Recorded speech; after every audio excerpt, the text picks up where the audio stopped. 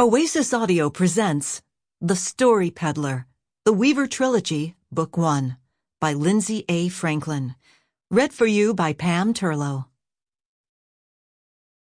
Chapter 1. Tanwen. Colored ribbons of light poured from my fingers. One strand broke free and soared above the crowd's head, glowing golden in the afternoon sun. A child in the crowd gasped, "Look, ma'am!" I swallowed my smile and pushed all my focus back to my words, practiced over and over until I could say each phrase in fancy school Tyrian. Couldn't let any common folk speak bleed into the stories all Tyrians know so well.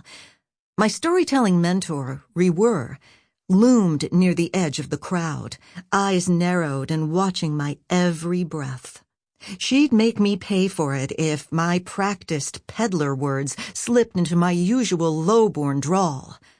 Again. But when I opened my mouth, my best storytelling voice carried on the breeze through the village square, just like it was supposed to. The orphan princess, Cariad the Stone, now forced to rule Tyr in the wake of her parents' untimely deaths, vowed ever to be strong and noble for her people. The swirling story strand hardened from glowing light into a swath of matte gray fabric, then wove itself into a braid. It cinched tighter as I told the old tale. Cariad, though she was very young, held fast to her vow. I circled my fingers, and the braided fabric followed my command. It coiled around itself like a snake in the garden until it looked less like fabric and more like a tiny stone tower from a fairy story castle. Countless suitors from the best families of the realm courted her hand to no avail.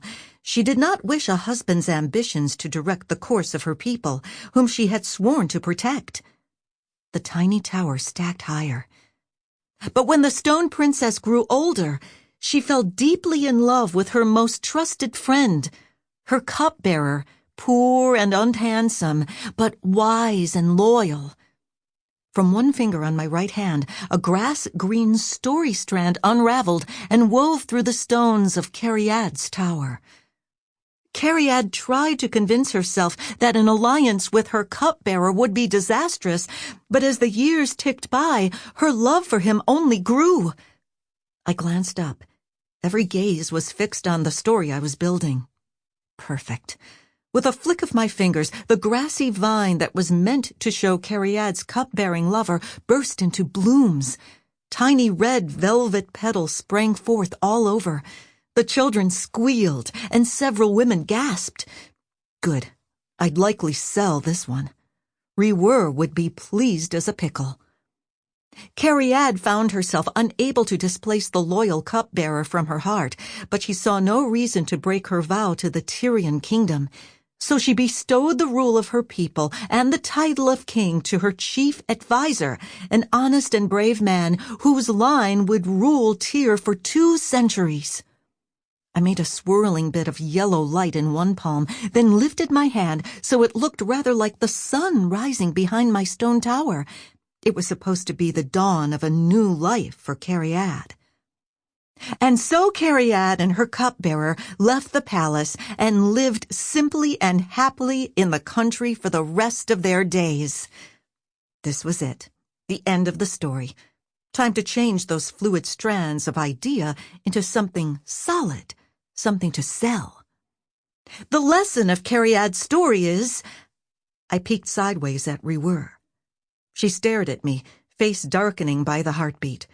It was always as if her disapproval chiseled out the creases around her mouth so they were deeper each day. She placed a gnarled old hand on one hip and glared her worst at me. My voice wavered. The lesson is... But I hated this ending. Giving up the palace? Trading fine gowns for peasant rags? That was addle-brained, if a body wanted my opinion. Which no one did. My story quivered before me, seemingly waiting for my next words. But maybe I didn't have to shovel out the old tired ending I hated. Maybe I could tell an ending all my own. Cariad and the cupbearer were... Sample complete. Ready to continue?